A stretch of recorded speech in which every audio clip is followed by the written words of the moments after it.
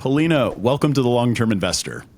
Thank you for having me. I'm very excited to be here. Well, I've actually been following your work at The Profile for a while now. And for listeners and viewers that aren't familiar with your work, I was hoping we could just start the conversation there, give a little sense of what it is that you do on a regular basis.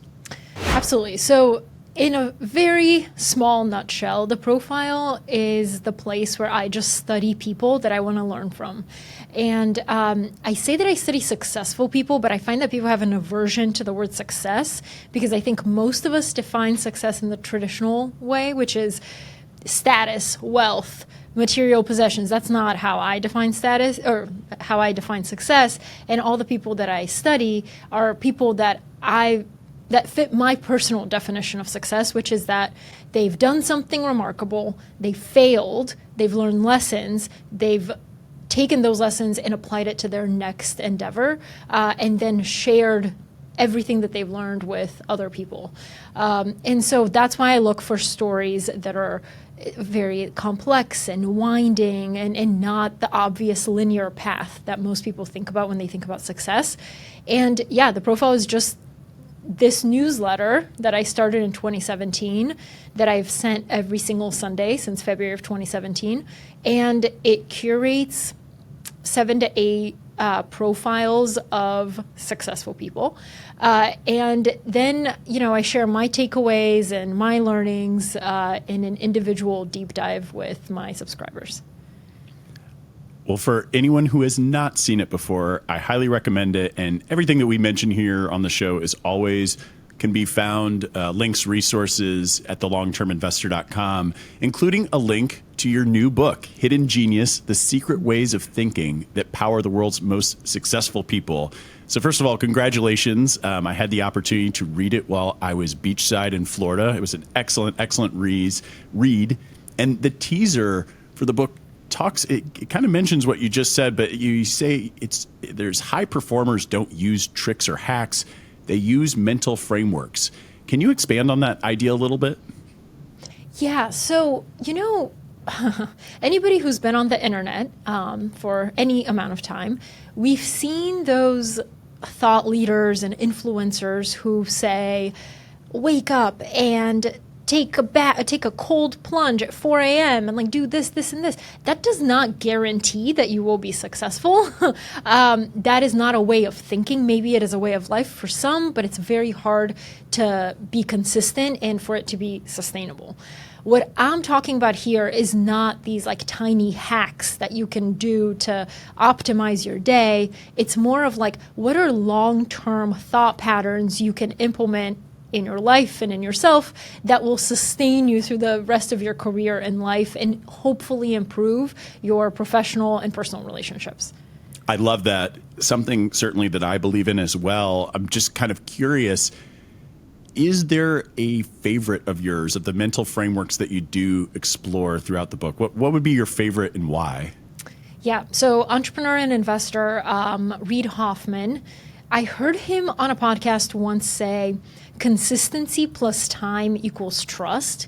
And that has been a guiding philosophy in my life ever since.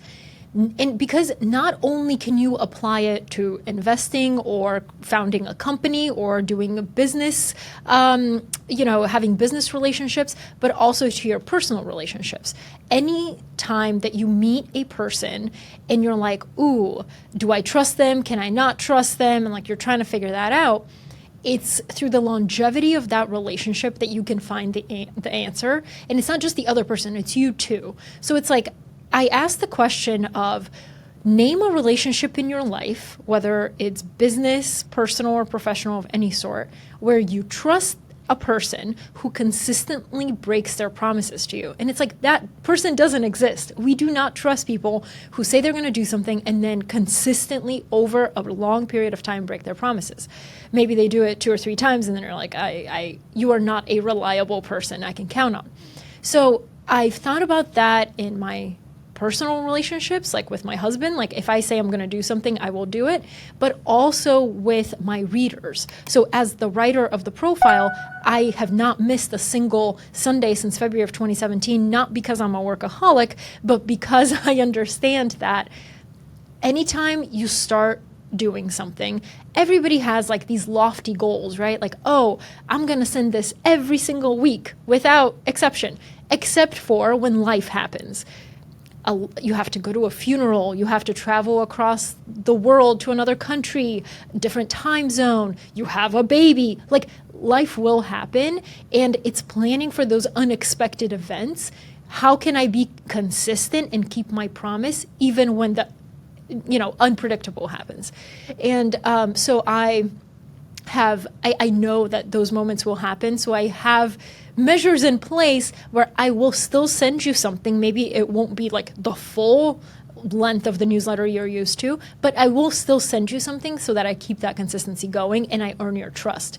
And I did the profile for free for 3 years before I ever asked for a single dollar from my readers. And I think it's because I built that trust over that 3-year period that allowed people to be like, oh, okay, I can trust her with my money. I'm not gonna subscribe to this newsletter and pay, and then she's gonna run off and take my money and never send it again.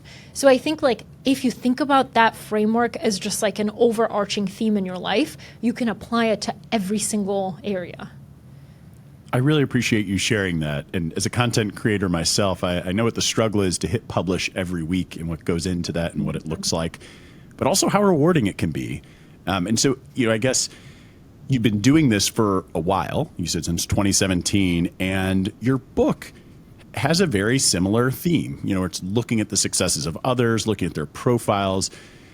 Knowing that that's your favorite mental framework, perhaps I'm already going to have answered this question, but was there a place you were most excited to write about within the book, or a chapter in particular? I mean, was that the one, or was there anything else that sort of stuck out to you that you were particularly excited about just because of the way that it influences your own life?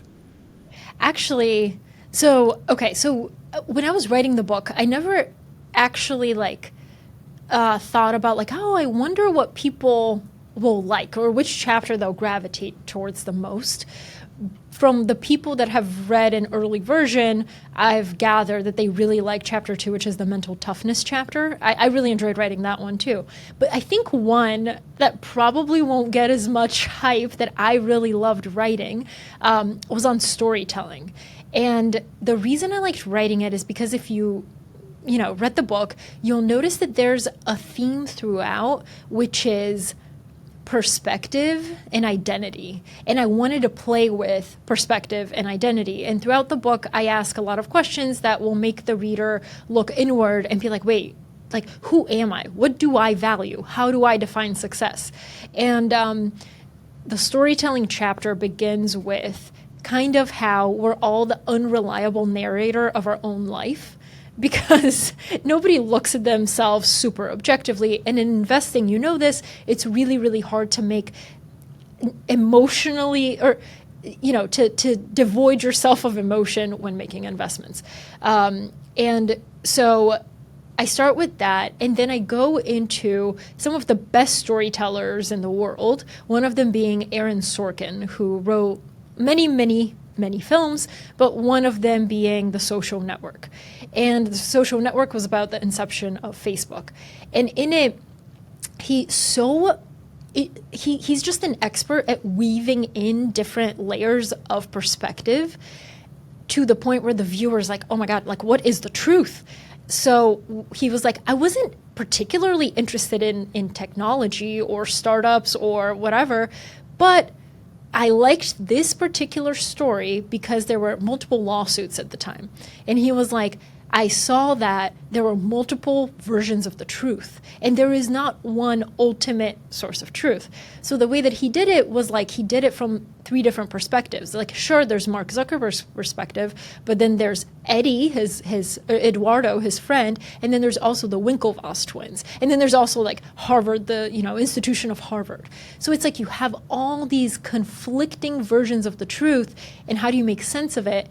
And that's what makes, his films great, but it's also something that we can look in our own lives where it's oh man, I think this is the truth, but what if there's multiple other perspectives and layers here that I can untangle to get as close as possible? I think in the book I include a quote by Robert Evans, who says, there are 3 sides to every story: yours, mine, and the truth.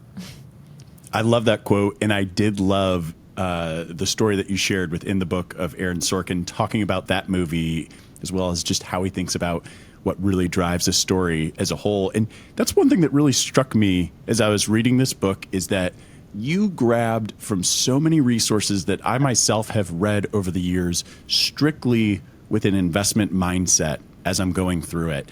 And yet you've weaved these all into, I don't know if personal improvement is the right word, but you've found a narrative to sort of tie so many different disciplines and experts into one place. And I'm hoping I can just touch on a few things in the book that stuck out to me that I think was very influential to the way that I think on my own, and I think might be helpful for our listeners, starting with the systems-based mindset.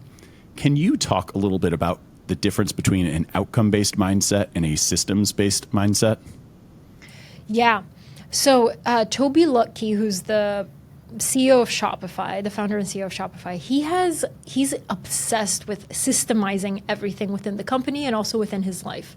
And he says that any time that a big decision has to be made, he sits his team down and they go through every single part of the process and how they got to that decision. Because he's like, if the fundamentals are shaky, it doesn't matter what the outcome is. The outcome's not gonna be able to stand.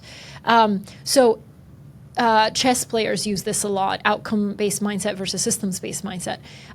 Basically, if you make a mistake during any sort of game, chess game, football game, investing game, if you make a mistake, it's easy to deconstruct that one mistake and be like, oh, I made this mistake because it led to this outcome.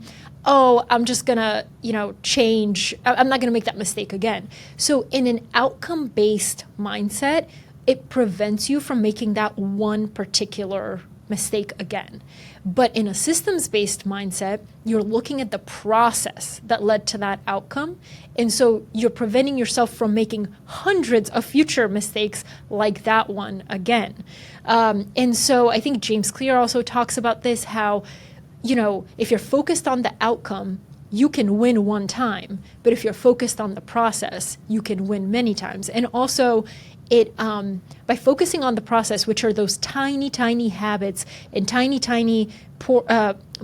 minute decisions that go into what becomes the outcome, you are becoming a certain type of person at the end. You're not just changing the outcome this one time. You're not just running a marathon one time. You're becoming a runner.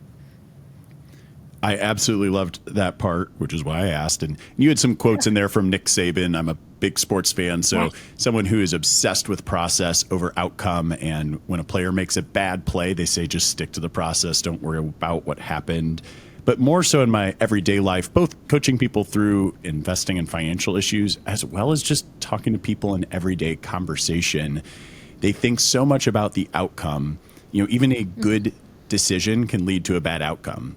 And forgetting, what goes into a good decision-making process and judgment. And even though I don't know we have time, I know you go into Bayes' theorem later in the book, which is, just the most heavenly thing for an investment decision maker. But, I think this idea that outcomes are pretty random. And if you judge whether something was a good choice or not strictly on the outcome, will start to lead you down maybe a less than productive path. So I really enjoyed that. And I'm going to kind of make a hard transition to another story that, Chris Hadfield, I actually drew something slightly different from his story. So I would love for you to sort of tell it yourself, kind of explain the point that you made in the book. I might share sort of when I first heard that story, how I applied it to my life, if you don't mind. Perfect. Yeah. So Chris Hadfield, he's an astronaut, and he was doing a spacewalk. So that means he was outside of the International Space Station when all of a sudden he felt that his left eye slammed shut in pain. He was like, what on earth just happened? And it was some sort of soap and oil solution that astronauts use to clean their visors got inside the helmet, into his eye. And so he couldn't see. So he became temporarily blind outside of the ISS, holding on with one arm, which is crazy. Most people would just immediately panic. I would be calling Houston, help me out. We really have a problem, Houston. But he, instead of panic, he realized like, okay, I have options, and I'm striving. Basically, what they teach you in any sort of, astronaut training or any sort of like high stress situation training is give yourself optionality and give yourself room to think. So he started like listing all the options that he had in his head. He was like, I could call Houston.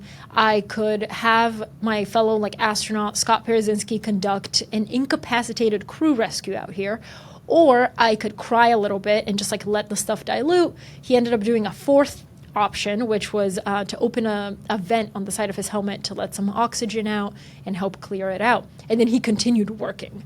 So it was just like this crazy moment of fear, panic, but then stop, think, and give yourself options. I love the way you described that. And as I mentioned, I read this once upon a time and started a blog post, which is pretty common. I write a lot of stuff that never sees the light of day because I just don't quite get to the point.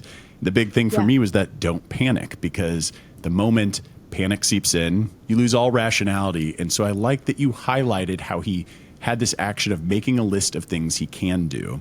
And the one thing that I did end up publishing eventually was more about NASA's training through what is effectively exposure therapy, where you get used to a bad situation long enough and you don't panic. And a lot of what we do with clients in market losses is basically every time we're in front of them, we say, hey, the market's going to fall a lot and we don't know when or why, and we're not going to panic. Here's some of the things. But what I am going to change now, I will tell you, Polina, is that I am going to say, well, you're going to make a list of all the things you can do. And usually at the top of that list, I'll tell people, you might as well look at your financial plan before your portfolio when you're going through that list. But really, a great example of how people, you can learn from the way that they've handled risks and different moments in their life. And you and I, even before the show, were talking about Morgan Housel, who everything he writes is great. And so you had a lot of material to draw from, but you picked one in particular that I had sitting on my bulletin board by my office desk for a long, long time. And I am going to pull this so I read it correctly, that on risk, the things that you're trying to think of are the odds that you will get hit, the average consequences of getting hit, and the tail end consequences of getting hit. So, Polina, let me ask you, how do you think people should apply this lesson, and where do you see it popping up in our daily lives? This is a perfect link to what you said earlier, where you said you can make all the right decisions and have an amazing process, and then the outcome can still be bad. And that doesn't mean that, your process was faulty. Sometimes life is just random and chaotic, and you cannot account for all the risks. So, like Chris Hadfield in astronaut training, he calls it a dress rehearsal for catastrophe. They list all the risks. They do exposure therapy. They're like, if you're in this situation, here are your options.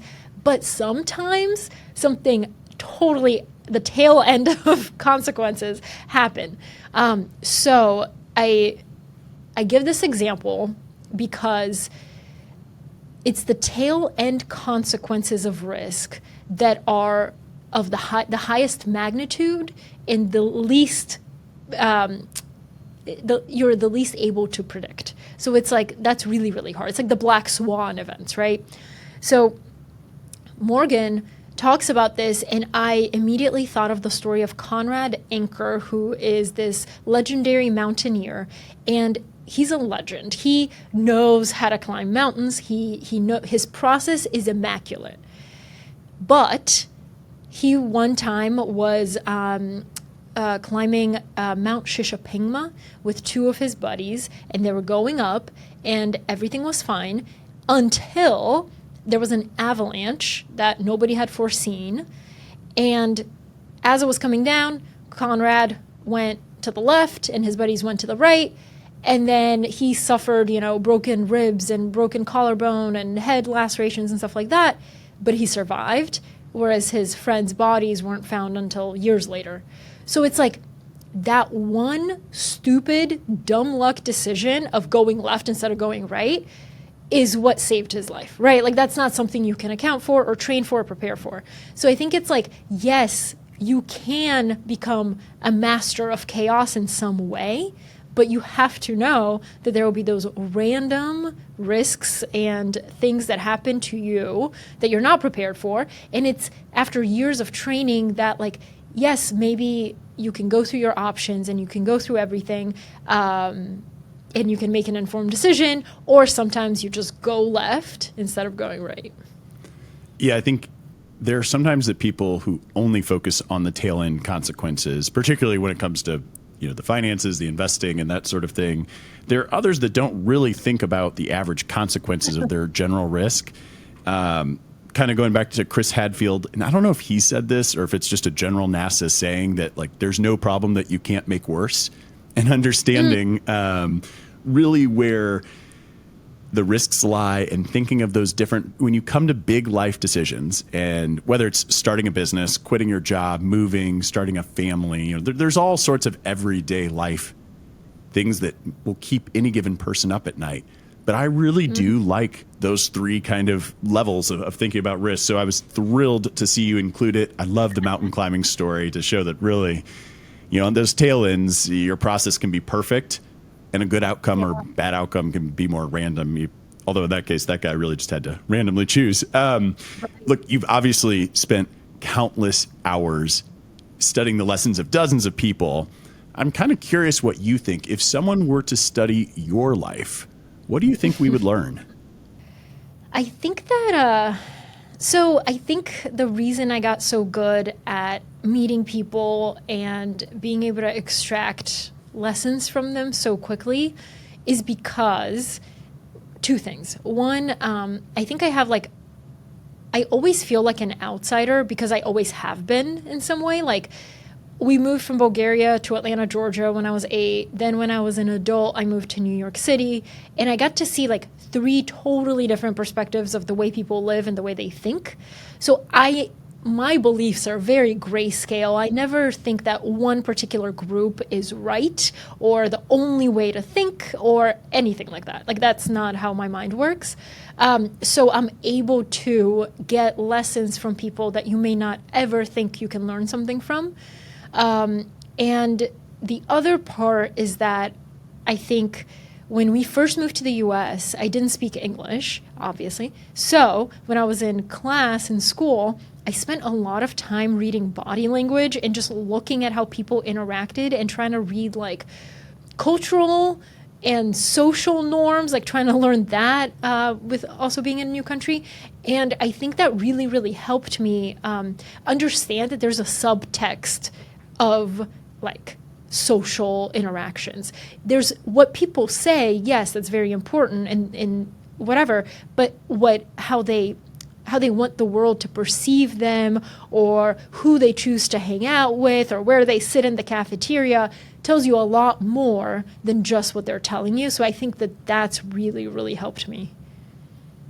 Well, you've made it clear in the book as well as in your newsletter that you aren't setting out to learn about these people or showcasing them or writing them as a form of idolization. But I mean, I do know that you do quite a bit of reading on biographies. So even though none of your work is trying to idolize people, is there anybody in particular that you find yourself idolizing, and be kind of curious as the why behind that? Ooh. It's a funny thing happens when you study so many people. It's you realize that you don't idolize anybody. I'm honestly, I don't, because idolizing requires you to worship perfect versions of imperfect people. And I think we all remember Bill and Melinda Gates were the shining example of a power couple. And then when all was revealed, you're like, oh, wow. Okay, so I was trying to learn from something that wasn't real. So I think there's perception and there's reality. So to me, even the closest people, even family members, that when you're a child, you idolize your parents. But then for example, when my parents were going through their divorce, I was like, this is the first time that I'm kind of realizing maybe they're not absolutely perfect, unblemished people that I had idolized in my mind. So there's not one single person. I really truly do think that each one of us has really great qualities, but we also have blind spots. And with the profile, I'm trying to learn this is what I really like and I admire, but this is definitely not what I want to replicate. For example, I used to think that Danielle Steele was an amazing author and she's so prolific and how does she work so much and create these amazing novels. And then I learned that she had a really dark time in her early life where her son passed away. And since that day, she just went all into work and she used writing as an escape from reality. So it's like, oh, that's interesting. And that's like, and she talks about like, I work all day long. I have no life for anything else and I have no time for anything else, to the point where her personal relationships suffer. So it's like, okay, I don't want to replicate that, you know? So it's very much like learning and understanding where you could go wrong. I love that. Really, really interesting.